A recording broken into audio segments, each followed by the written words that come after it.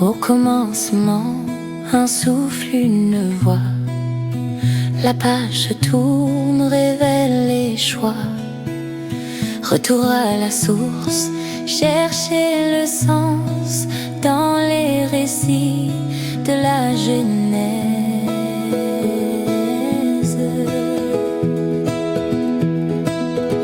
Bienvenue dans Fondation, un écho, une révélation. Ouvrons le livre, ouvrons nos cœurs avec Zoé, Éric et le pasteur Joseph.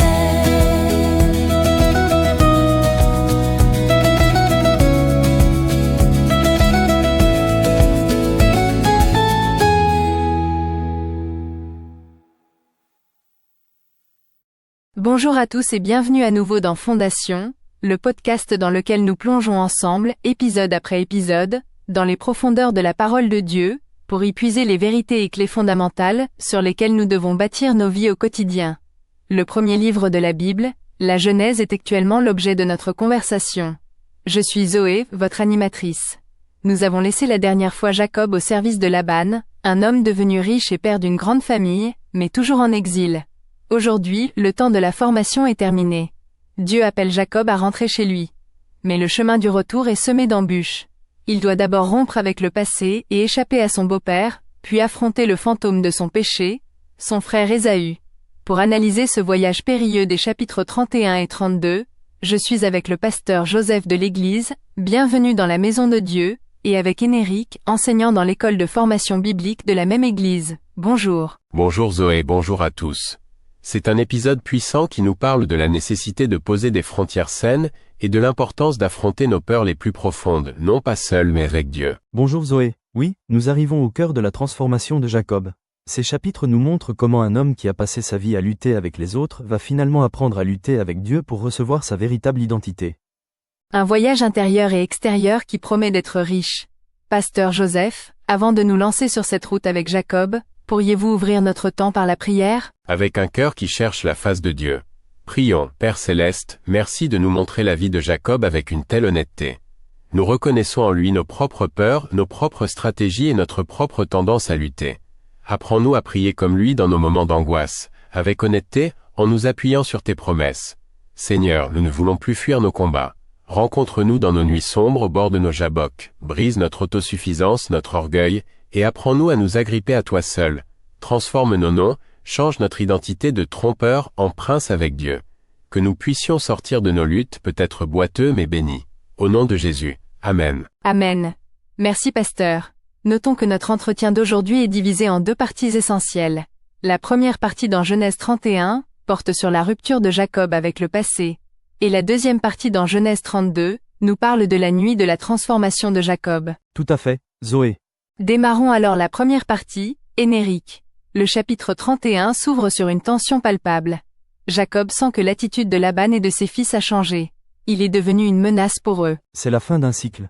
Pendant 20 ans, Jacob a été l'atout de Laban, la source de sa prospérité. Maintenant, la bénédiction de Dieu sur Jacob est si grande qu'elle éclipse celle de son maître. La jalousie s'installe. C'est dans ce contexte de relations tendues que Dieu intervient et donne l'ordre clair. Retourne au pays de tes pères, et je serai avec toi. La foi de Jacob est mise à l'épreuve. Va-t-il obéir, même si cela signifie affronter deux dangers, Laban derrière lui et Ésaü devant lui?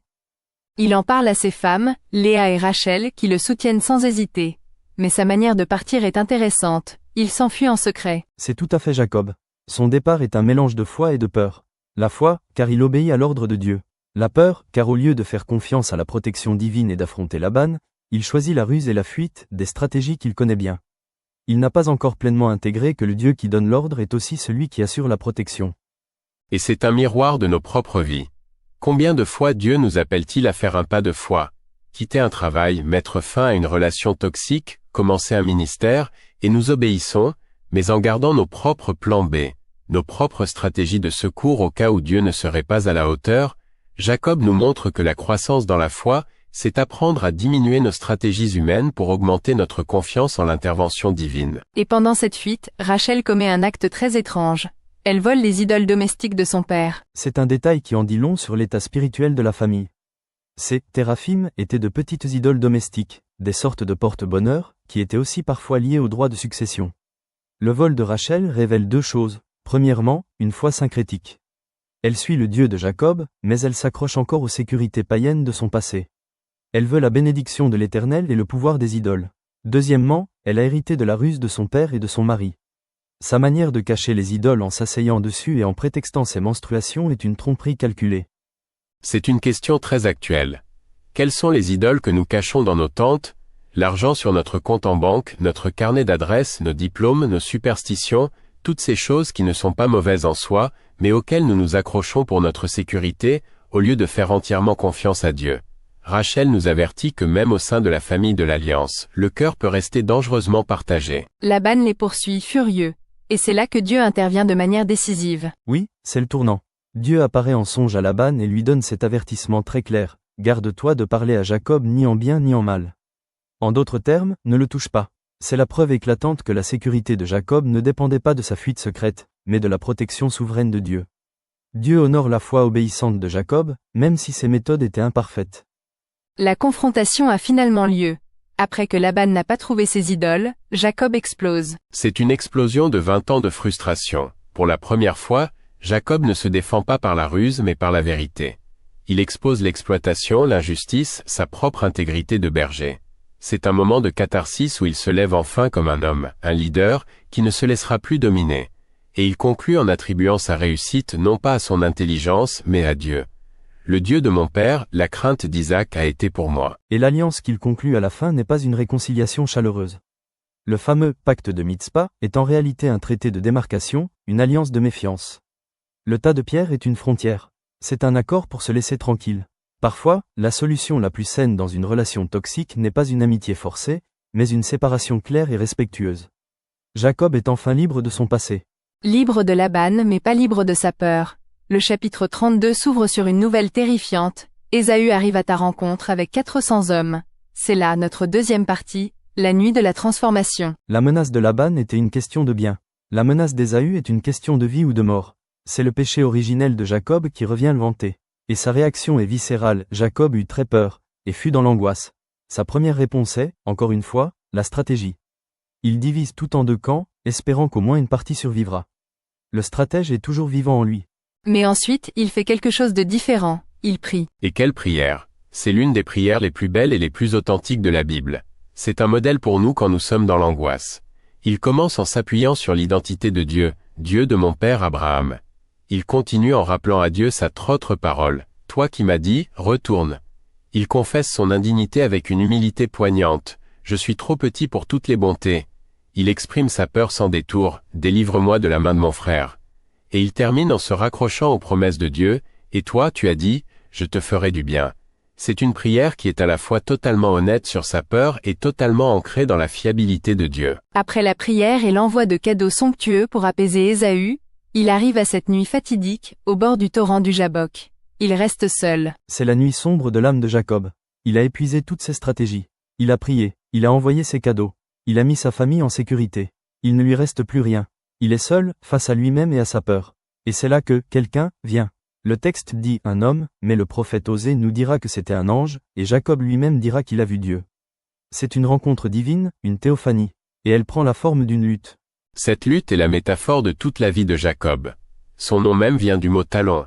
Il a agrippé depuis le ventre de sa mère. Il a lutté pour le droit d'aînesse, pour la bénédiction, pour ses femmes, pour ses troupeaux. Il a toujours gagné par sa force, sa ténacité, sa ruse. Maintenant, Dieu l'amène à son combat final. Mais ce n'est pas un combat qu'il peut gagner par ses propres forces. Comment le combat bascule-t-il? Il bascule au moment où l'homme frappa Jacob à l'emboîture de la hanche. En un instant, sa force physique, son centre de gravité, est brisé. Il ne peut plus se battre, il est vaincu. Et c'est dans cette défaite que réside sa plus grande victoire. Il ne peut plus lutter, alors il s'agrippe. Il s'accroche désespérément et dit, « Je ne te laisserai pas aller, que tu ne m'aies béni. » C'est le tournant de sa vie. Il passe de l'autosuffisance à la dépendance totale. Sa prière n'est plus « aide-moi à exécuter mes plans », mais je ne peux plus rien faire, je m'accroche juste à toi. C'est l'essence de la foi qui sauve. Nous ne prévalons pas auprès de Dieu par notre force, mais par notre faiblesse reconnue, par notre persévérance à nous agripper à lui quand nous n'avons plus rien d'autre. Il reçoit la bénédiction, mais il en sortira boiteux. Sa claudication sera le rappel quotidien et visible que sa force ne vient plus de lui, mais de sa dépendance à Dieu. Et cette transformation est scellée par un nouveau nom. L'homme lui demande son nom. Jacob, le trompeur, le supplanteur. Et l'homme lui dit, on ne t'appellera plus Jacob, mais Israël, car tu as lutté avec Dieu et avec des hommes, et tu as été vainqueur. Son identité n'est plus définie par son péché passé, par sa ruse. Elle est redéfinie par sa relation avec Dieu. Il est celui qui s'engage avec Dieu, qui lutte avec lui. Et il nomme ce lieu Péniel, face de Dieu, car il dit, j'ai vu Dieu face à face, et ma vie a été sauvée.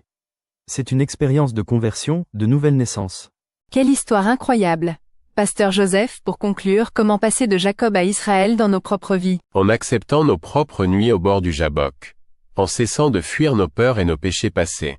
En osant prier avec une honnêteté brutale, et surtout, en acceptant d'être brisés par Dieu dans notre orgueil, notre autosuffisance. C'est lorsque nous arrêtons de nous battre contre Dieu avec nos propres forces et que nous commençons à nous agripper à Dieu dans notre faiblesse, que nous recevons notre véritable identité, non plus définie par nos échecs, mais par notre relation avec lui.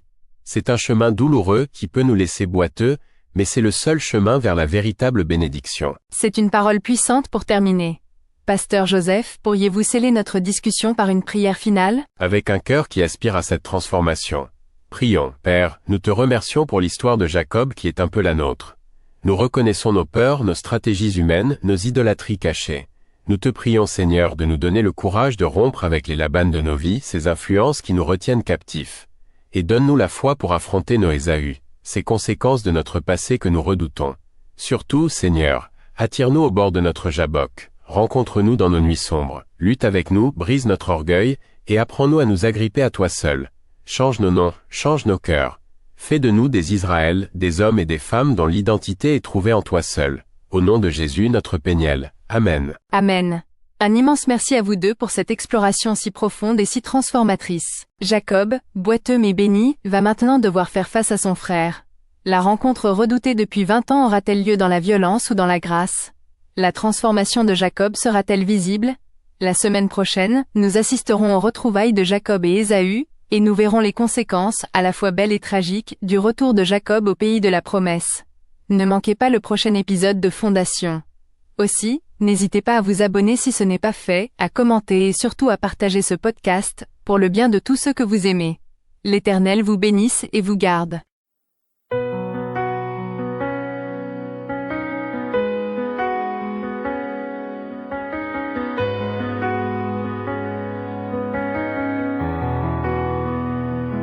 La conversation se termine ici, mais la parole résonne à l'infini.